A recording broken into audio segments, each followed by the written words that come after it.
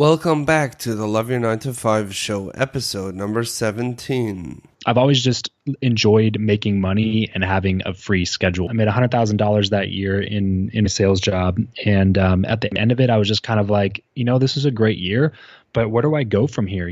This isn't something that I just thoroughly enjoy doing. And it's not something that I want to do for the rest of my life.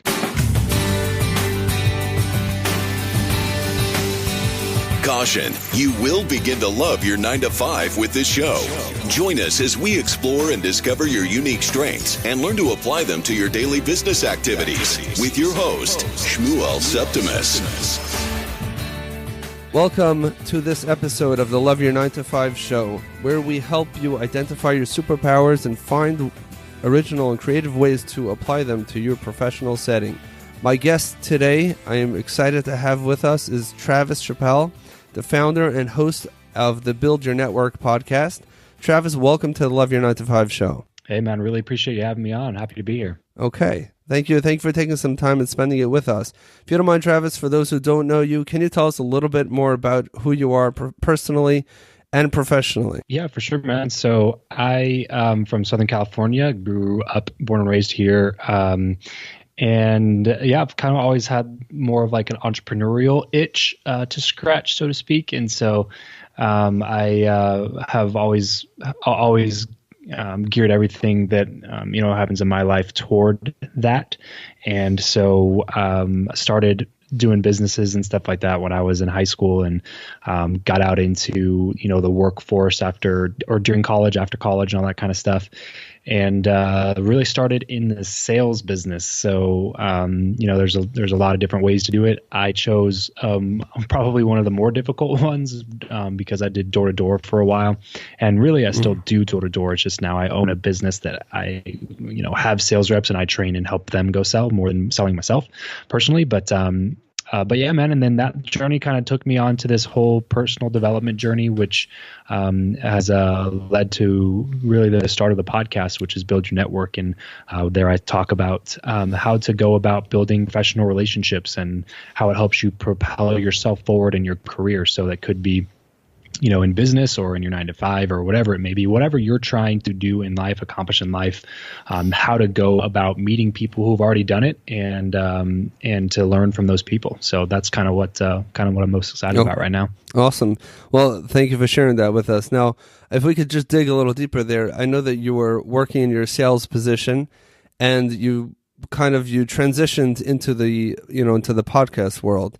Was there something about your sales position that didn't jive with you and that, something wasn't right? And did you find that would be better expressed, in your current role as the Build Your Network host? Yeah, really good question, man. So, when I was in sales, more personal production sales, like I said, I'm still in the sales business. I own a water treatment dealership. So we sell like water filtration systems and alkaline units and reverse osmosis and, water treatment, all that kind of stuff. So I have a sales team now that I train and help them and manage. And we go out and sell the product to customers. So when I was more just selling personally, there wasn't a lot of fulfillment that I got out of it, to be honest, bro. So it's a skill set that I've really worked on, and it's something that's valuable and it's something that I'm pretty good at, but it wasn't ever something that, brought me a lot of fulfillment. And that's kind of what I realized is that I've always just enjoyed making money and having a free schedule. So whatever it was that allowed me to do that, that's what I did. So, in high school, I did landscaping. So, I had a free schedule, and during the summer times, I would go do, landscaping jobs. I would go bid jobs and then I would do the labor on some of them, or I would hire out the labor on some of them. But either way, I was making decent money as far as like a 16, 17-year-old kid goes, and got to, enjoy time with my friends and do whatever I wanted. And so that was what it looked like back then. And then into college, I started getting a lot into photography and started realizing I could charge, thousands of dollars into a single weekend of shooting and then some editing afterwards. And so I was like, okay, well, I'll just do that. And then I got into sales and started realizing that those numbers kept getting bigger and bigger and bigger. But it was never like for the enjoyment of selling that I did it. It was just because it made good money and it gave me time on my schedule. So when I really was trying to figure it out at the end of 2015, I was coming off my best year ever at that point, which I was 22, I believe, in 23. Yeah. So I was 22 and then turned 23 in the end of August, Mm-hmm. and I made $100,000 that year in a sales job. Nice. And at the end of it, I was just kind of like, this is a great year, but where do I go from here? Like this isn't something that I just thoroughly enjoy doing, and it's not something that I want to do for the rest of my life.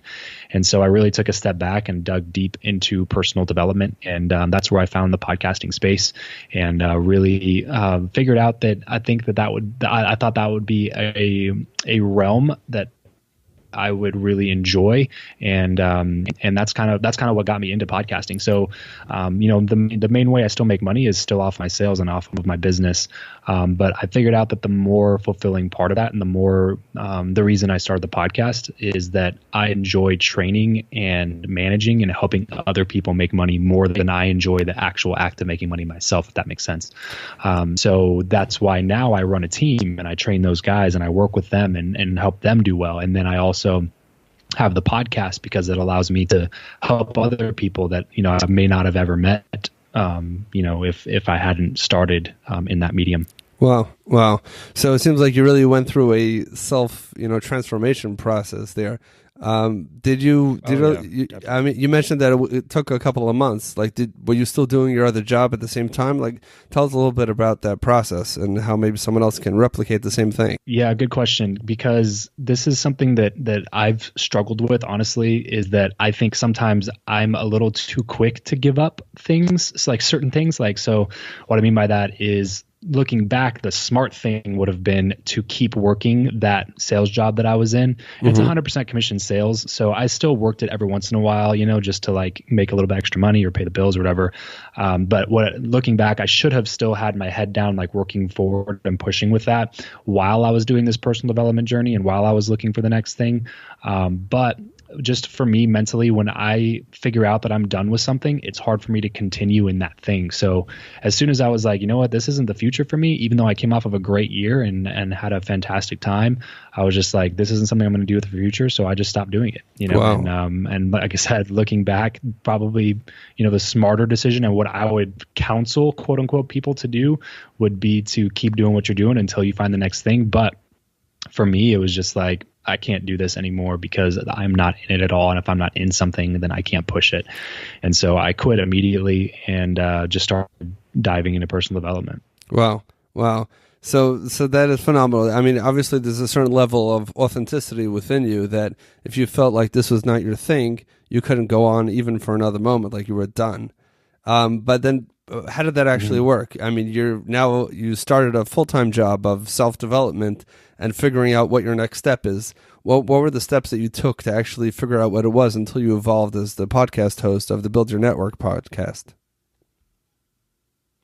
It was literally just doing that. It was just personal development. So like my schedule would be, I would wake up and go to the gym, and then I'd come back home, and then I would read or listen to an audiobook or listen to a podcast or watch a YouTube video, something on those lines.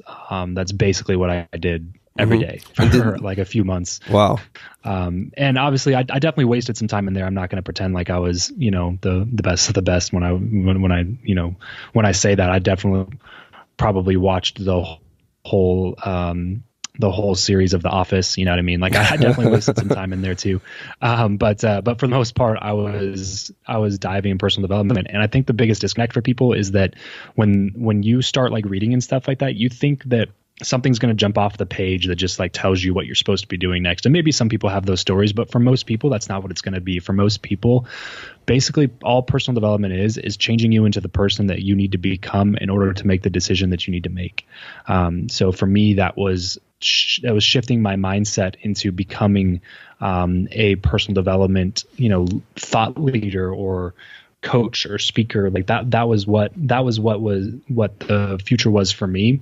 And so becoming that by listening to all these different people talking about it, by reading books and by hearing audiobooks and podcasts and all these kind of things, you're just literally changing who you are from the inside out. And then that person who you become now can make the decision that you should have made, but you didn't know that was a decision to make until you became that person. Does that make sense?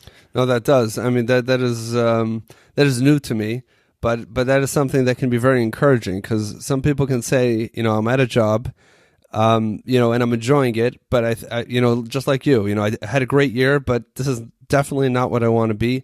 And I know myself, so there's nothing else inside of me that's going to make me good at something else. What you just said is so encouraging, because that means, it might lay dormant somewhere deep in there, but you got to stir it up a little bit by exposing your mind to all this new information. Exactly. And the thing is, if somebody's done it, then you can do it. You know what I mean? Like, and even if somebody hasn't done it, you can do it. But definitely if somebody's done it, you can do it. So if you have mentors or people that you aspire to be like, looking at the success that they've had can be a huge encouragement, because look, if somebody out there has made this happen, then there's nothing stopping me from making it happen. The only difference between that person and me is the fact that they know what to do and they do it. So like, I either have to start doing what I already know what to do, or I need to learn what I need to do and then just implement that. Wow. And so if you become a constant student, then, there's nothing that can keep you from reaching whatever level that you want to reach. Well, again, that's the same encouraging message, is that, especially now, you can see whatever you want on podcasts, audiobooks, YouTube. It's so easy to get access to real valuable content for either free or for next to nothing, that, you could just expose your mind to and go in any direction that, that suits you. Let me move on to the next point. Was there a particular moment, because it sounds like it was an evolving journey, was there a moment that you can point to, either a story or a day or a point in time, where you're like, okay, this is right for me. It was the right decision to make that decision to quit. And I see, like, I'm evolving into this new person and I got this. There wasn't really a specific moment for me, but to answer the second half of that question, as far as like when I knew it was right to quit, I knew it was right to quit the day that I quit. Like that's, I think, the difference between me and people that hold on to things a little bit longer than they should have. Like I said, I think that there should be more of a balance. I think that I should have held on a little bit longer than I did. But I think a lot of people, and too many people, hold on way too long. And then before they know it, 5 years have passed by and they're still stuck in the same dead end position that they were in before, because they can never just make that decision to just quit and do something different. Wow. A lot of work that I did was based out of the necessity of the fact that, like, well, I got to find something to do because I don't have anything coming in at this point. So sometimes that can be a good driving factor.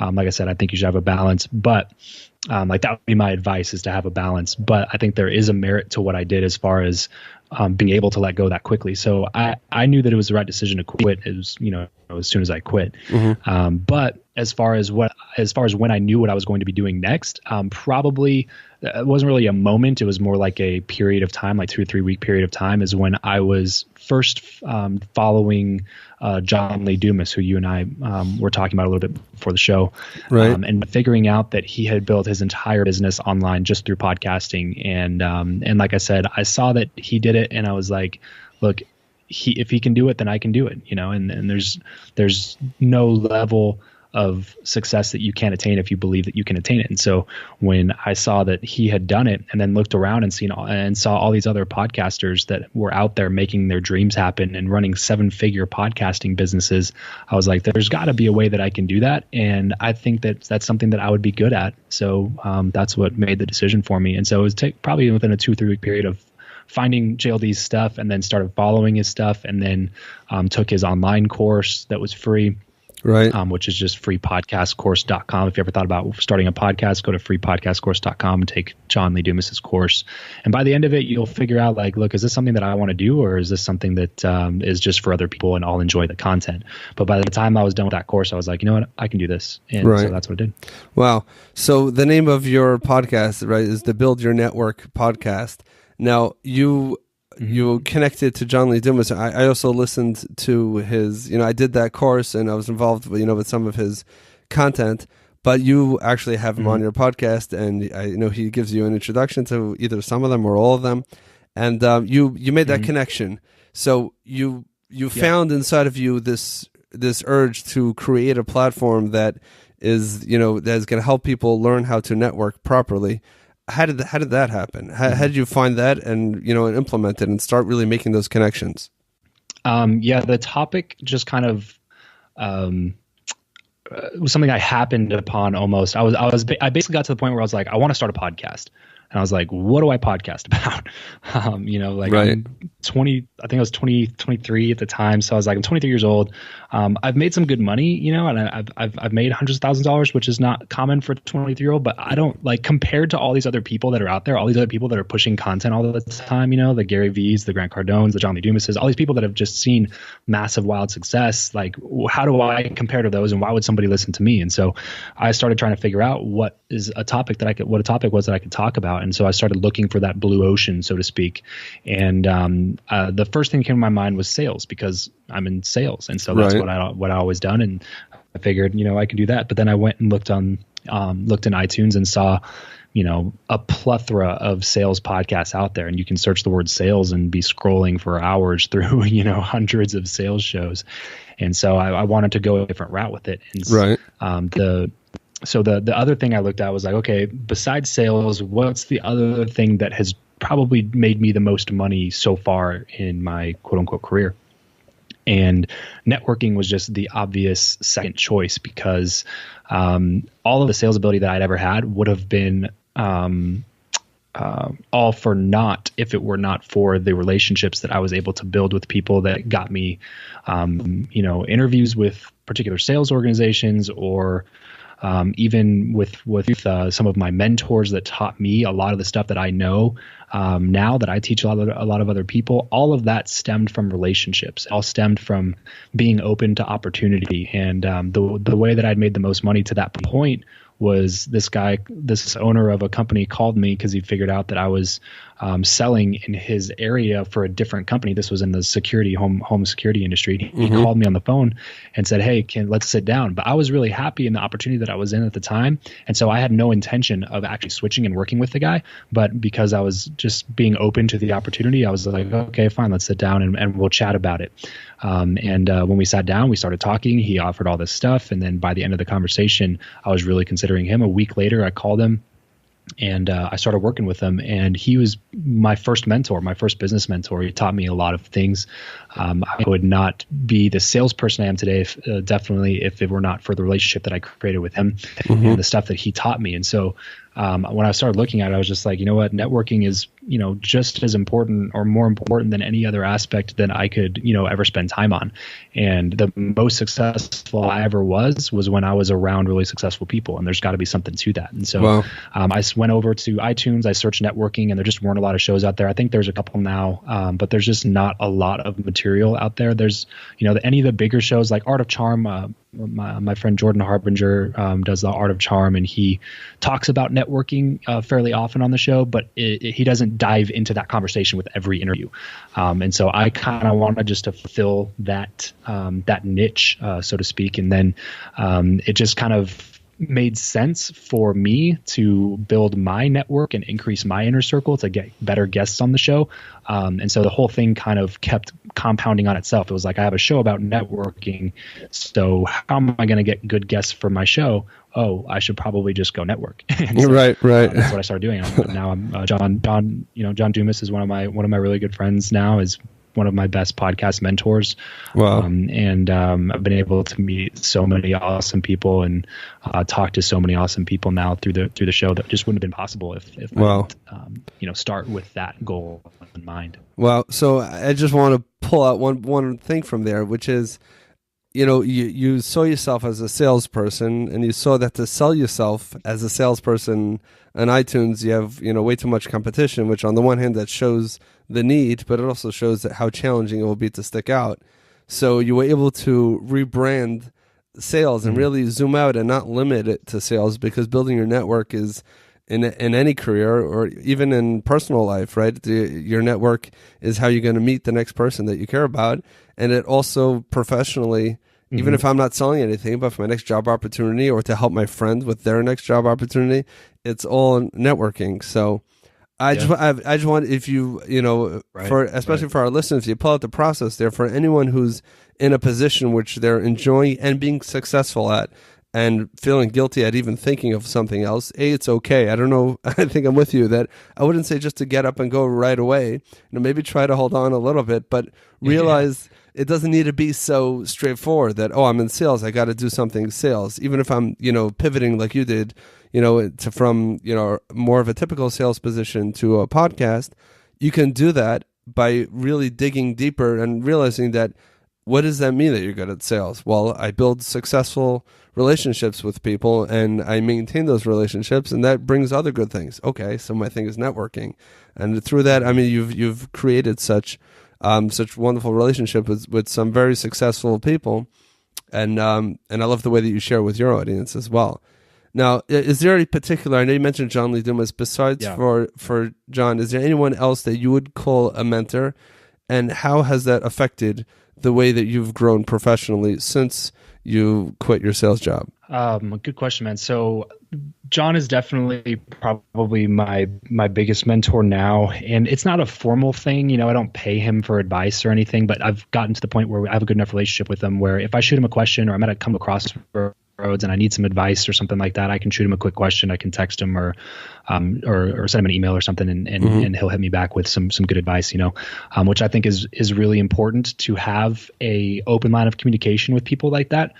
But I think paid mentorships is also a really good way to go about doing it. And I would not have had the professionalism that my podcast has currently without the mentorship that I paid for with a guy named Jeff Brown of the Read to Lead podcast. And Jeff is a great guy.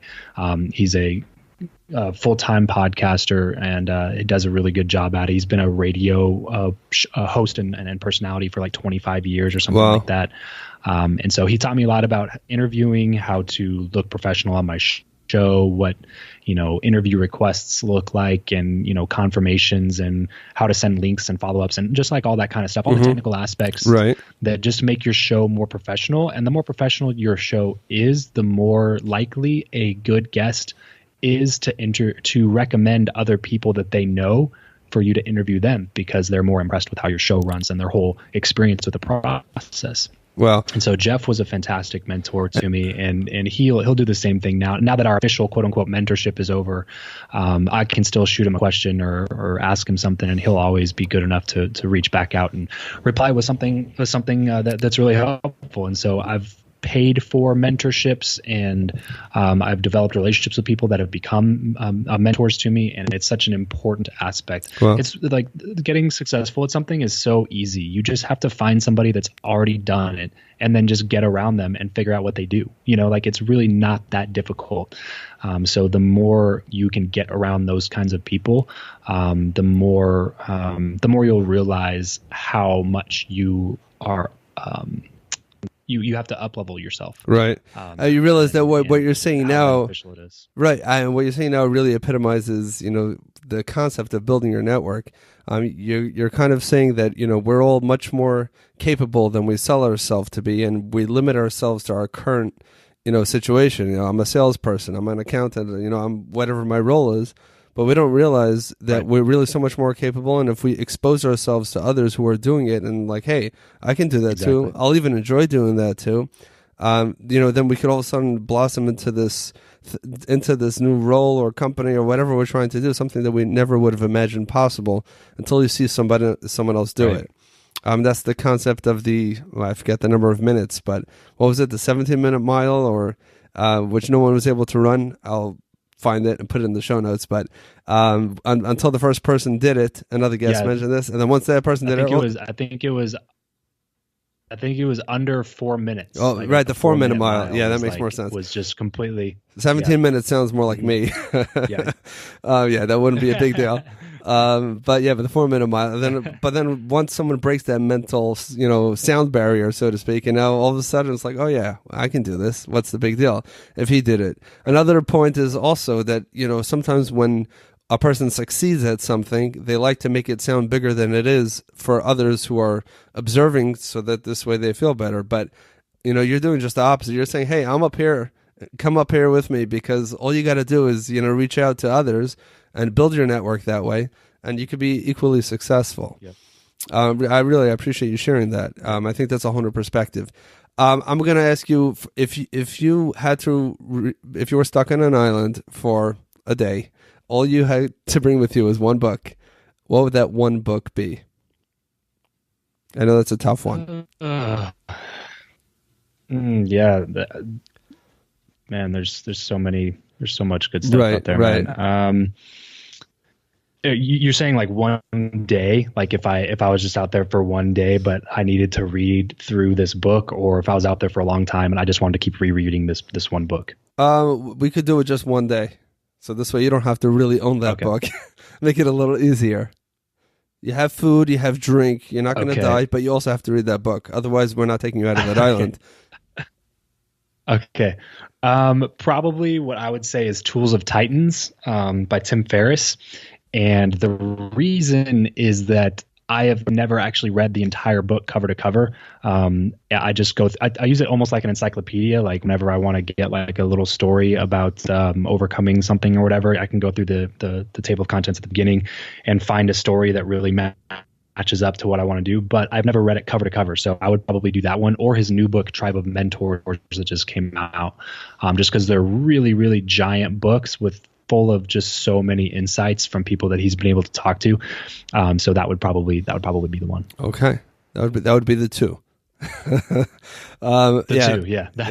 I didn't have a chance to get to those. Obviously I did read the 4-Hour Workweek, but those are definitely great recommendations. Well, Travis, thank you so much for coming on the show. If the listeners want to continue following you and seeing, watching your progress in this venture, the Build Your Network podcast and everything that is Travis Chappell, what is the best way for them to find you?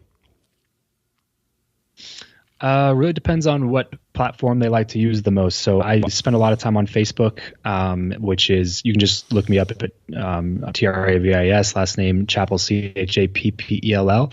And then type that in the search bar and hopefully I'll come up. All right. So I butchered your name. So it's Chappell, not Chappell. My bad. My apologies. Yeah. No, you're good. Don't worry about it. And if you want to find more about the podcast, it's buildyournetwork.co, or you can just search iTunes or Stitcher, whatever your listening choice is for Build Your Network. And then I've actually been spending a lot more time recently on Instagram. So that's just at Travis Chappell. Okay, excellent. I will put links to all of those in the show notes, so if anyone heard what you have to say and they want to work on building their network, as I do, and I really enjoyed your podcast, you're doing an awesome job, and I will put that there for everyone. Travis, thank you so much for giving us a few minutes today. I think that your story, specifically the process that you went through as you evolved from the work that you liked to the work that you're now apparently loving and growing into this and meeting all these wonderful people, I think that will really resonate with the listeners. It certainly has resonated with me, and I wish you only the best of luck in all your future endeavors. I really appreciate it, man. Thanks so much for having me come on. I hope something I said will help somebody out there. Okay, thank you.